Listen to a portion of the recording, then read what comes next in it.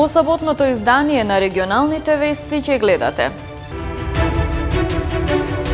Од општина Тетово најавуваат дека деновиве ќе продолжат работите за пробивање на булеварот Благоја Тоска, кој извесен период се сопрени, а целосно завршување се очекува до крај на месецов. Изложба на уметнички дела на учениците од ликовната работилница на Славчо Максимовски со мотиви од хрватска архитектура и култура.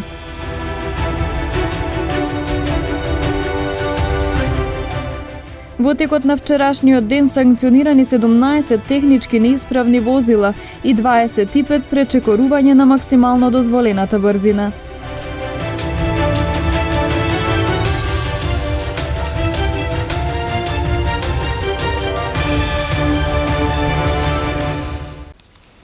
Од општина Тетово најавуваат дека деновиве ќе продолжат работите за пробивање на булеварот Благоја Тоска, кој извесен период се сопрени, а целосно завршување на проектот се очекува до крајот на месецов. Застој во градежните активности за пробивање на булеварот Благоја Тоска, проект кој граѓаните го чекаат со децении, за да се растовари сообраќајниот метеж во Тетово. Од локалната самоуправа велат дека фирмата изведувач направила пауза поради временските прилики. 65% од работите се завршени, а најавите се дека ќе биде целосно готов до крајот на месецов. Работата на општина е дека експроприацијата е завршена. Значи, имало таму 18 места каде што треба да бидат експроприирани и за 8 месеци тоа работа е завршена. Сега, све друго зависи од динамиката што ја води предпријатието. Нормално дека ние имаме и надзорен контролер таму што оди секој ден и нормално дека ако оние каснат со работата, ќе имат негативни водови, санкции, каде што ќе видиме понатаму што ќе правиме и ќе не можат да аплицират во другите тендери ако каснат многу. Токму овој проект на последната седница на Советот предизвика препирки со опозицијата, односно советниците на ДУИ побараа побрзо да се заврши, додека од советничката група на СДСМ сметаат дека причината за застојот не е оправдана. Не знам тоа колку е искрено, сега мислам дека како година што немало зима, ми една година мислам дека тоа не е проблем и не е прешка да се продолжи да се гради таму улицата. Жителите на Тетово ветувањата за продолжување на булеварот ги добиваат од сите досегашни власти. Велат дека треба да се забрзаат работите, но и повеќе да се работи на санација на споредните улици, затоа што голем дел од нив се полни со дупки. Ова Благоја Тоска си од касарне до пицерија мема. Ова би требало пред 20 години да се направи. Не сега, па и сега да се направи не е лошо. Што побрзо, тоа е подобро. Што поќе касне, понедобро. Тоа е. Кај одиме цел круг, вртиме натаму нааму. А колку сте задоволни од инфраструктурата, од улиците? Многу слабо. И никакво задоволство. Кај да тргне се дупки. Нема кај да поминеш. Пешки не можеш да одиш, а не со кола.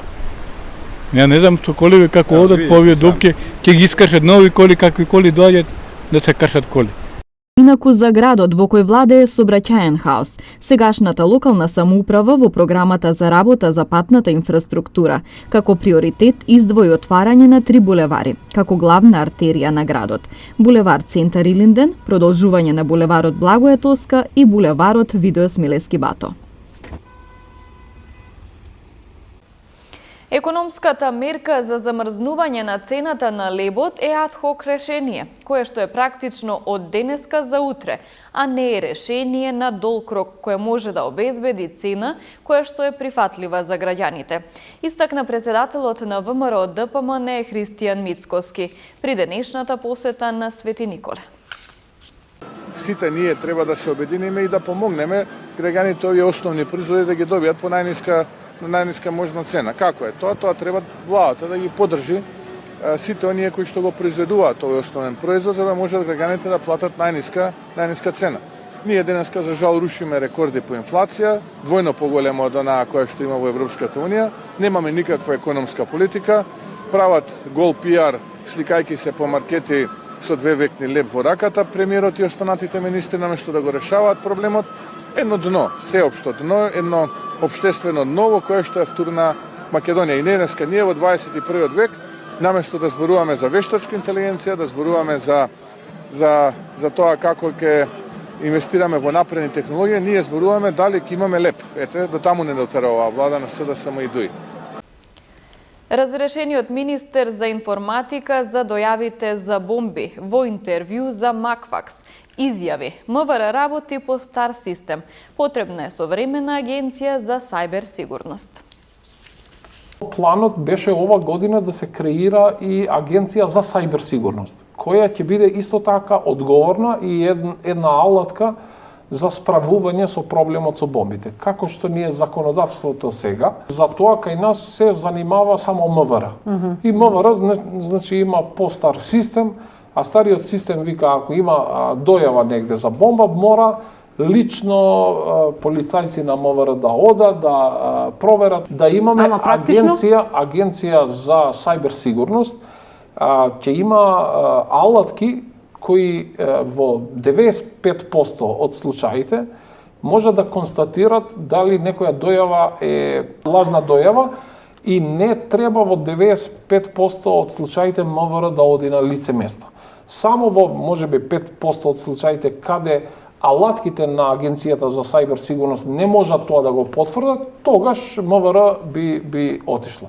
Така што ние као МИОА во 2022 го почнавме тој процес, планот беше во 2023 таа агенција да се креира и таа агенција дополнително да се занимава и со овие лажни дојави за бомби и така натаму. Така што тука му останува на владата како ќе се дали ќе продолжува вака со стариот систем, кој гледаме дека е многу проблематичен и за државата, и за граѓаните, травматичен и за децата и така натаму, или па ќе има храброст такви чекори значи да направи за да имаме агенција за сајбер сигурност која ќе ги има потребните алатки со кои можеме као држава да бидеме поподготвени и за лажни бомби, али и за други напади во сајбер сферата кои не се случуваат секој ден. Низ за уметнички дела на учесниците е одликовната работилница на уметникот Славчо Максимовски со мотиви од хрватската архитектура и култура. Вчера вечер беа изложени во уметничката галерија во Тетово.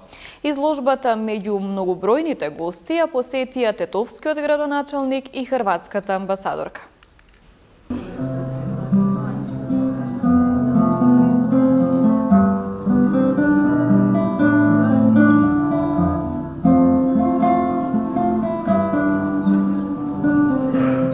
Вчера вечер во уметничката галерија во Тетово свечено беше одржана изложба со наслов Хрватска низ времето на учениците од ликовната работилница под менторство на ликовниот уметник Славчо Максимовски, на која присутните имаа можност да погледнат низ уметнички дела со мотиви од приморските градови на Хрватска, тамошната архитектура како и цртежи на кои се насликани народни носии од тој крај. Идејата и целта на изложбата, како што истакнуваат учениците, била преку цртежите да се прикаже богатата култура на хрватскиот народ. Целта на денешната изложба е да се покаже колку е вредна културата на Хрватска и сите цртежи се поврзани со неа. Архитектурата која што ја има, музиката исто представена и од прилика заедно изработувавме, има многу цртежи и се изработуваше од околу 2 до 3 часа. Тематиката на оваа изложба е старата архитектура на Хрватска и во мојот цртеж е представен еден часовник кој се наоѓа во стариот дел. Цртежите се изработени со различни техники, водени мрсни бои, акварел и тоа. Користевме сите различни техники, повеќе некој акварел со мрсни бои. Имавме две теми, значи старите градови на Хрватска и старите носии. За цртежите ми требаше неколку дена да ги изработам, затоа што со грешки, со поправање на наставникот и толку. Изложбата меѓу останатите гости ја посети и татовскиот градоначалник Билјалка Сами, а присуствуваше и амбасадорката на Република Хрватска во Македонија Ниве Стигањ, која пред нашата камера ги сподели импресиите од вчерашниот настан. Па прво заиста е изложба импресивна, јер су аутори ове изложбе деца 13-14 година, значи узраста основно. Изложбата е навистина импресивна, бидејќи автори на оваа изложба се децата на возраст од 13-14 години, кои покажаа исклучителен талент и тоа се гледа по сликите на кои се прикажани градови, море, делот во Далмација поменена Јубавиот и делот што се однесува на народната носија на Хрватска, кои навистина толку автентично го имаат направено, така што сум навистина импресионирана. Хрватска кој стварно толико су то аутентично направиле да сам заиста импресионирана. Инаку, ова е второ издание на изложбата Хрватска низ времето. По првото во 2021 година, а и овој пат истата беше реализирана со поддршка на Македонско-хрватското друштво Тетово. Секторот за внатрешни работи Тетово продолжува со континуираните контроли на возачите во поширокиот Полошки регион. Во текот на вчерашниот ден санкционирани се 17 технички неисправни возила и 25 пречекорување на максимално дозволената брзина.